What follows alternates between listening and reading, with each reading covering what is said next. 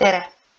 Kolmas tüüpiline küsimus, mida hulknurkade korral küsitakse, on see, et mitu nurka on korrapärasel hulknurgal, kui üks nurk on tal 160 kraadi.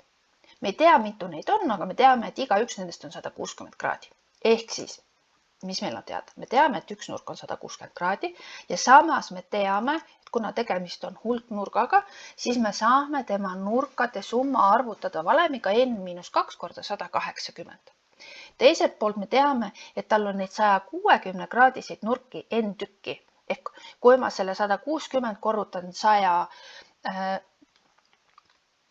korrutan n-iga, siis ma saan ka selle sama hulknurga nurkade summa. Ehk järelikult kehtib meil võrdlus, et n-2 korda 180 peab olema see sama, mis n korda 160. Me oleme saanud võrrandi, mille me saame ära lahendada. Avame sulud. 180 n miinus 360 võrdub 160 n. Viime liikmed õigele poole.